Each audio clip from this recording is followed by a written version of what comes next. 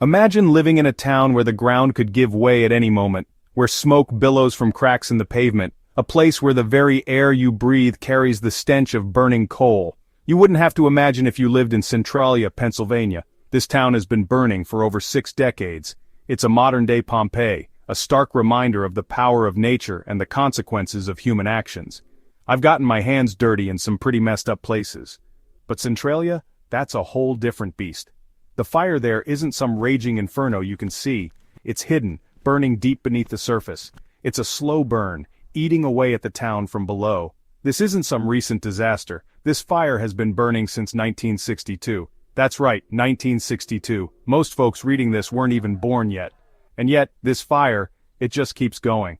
Centralia is a ghost town now. Most of the residents long gone, driven out by the smoke and the fear. But the story of Centralia, it's a story that needs to be told. It's a story about what happens when a town quite literally goes up in flames.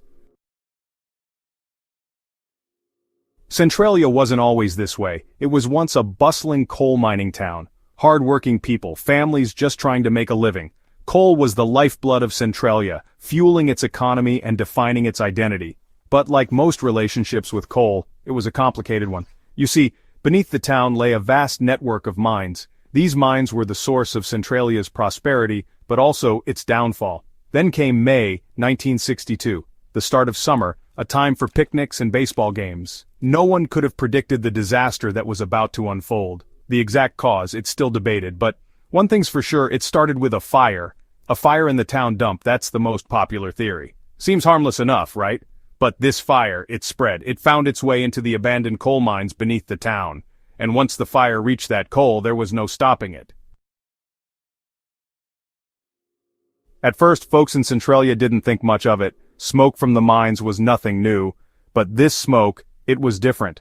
It was thicker, more persistent. And it smelled different, more acrid, like something was burning that shouldn't be. As weeks turned into months, the situation worsened. The ground grew warm in places, cracks appeared in sidewalks, spewing noxious fumes.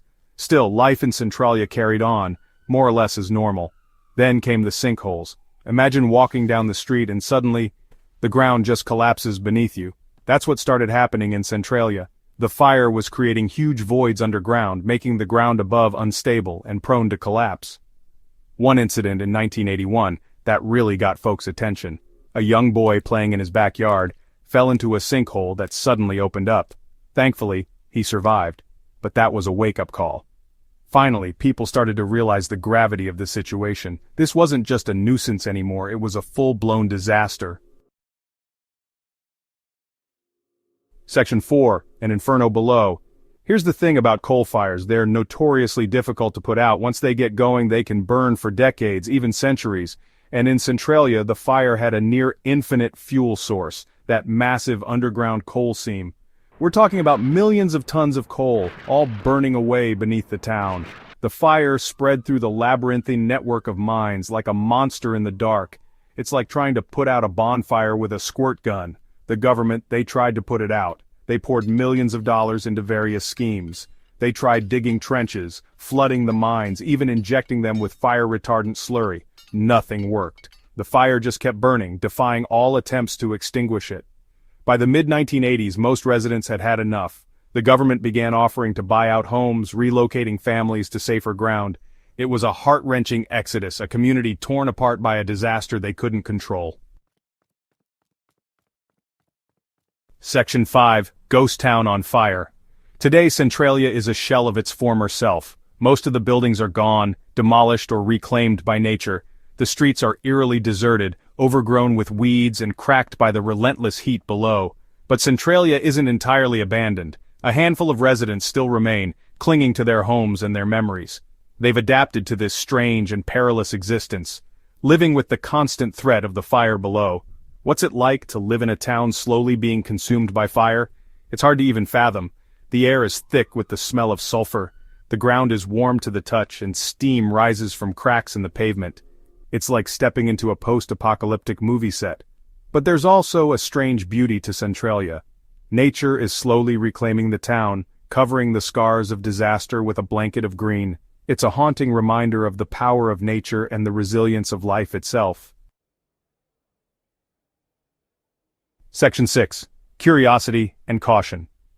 In recent years, Centralia has become an unlikely tourist destination. People come from all over to see this real-life ghost town, to witness the effects of the fire firsthand. They come to explore the abandoned streets, to take photos of the graffiti-covered highway, to experience the eerie silence that hangs in the air. But this curiosity comes with a price. Centralia is still a dangerous place.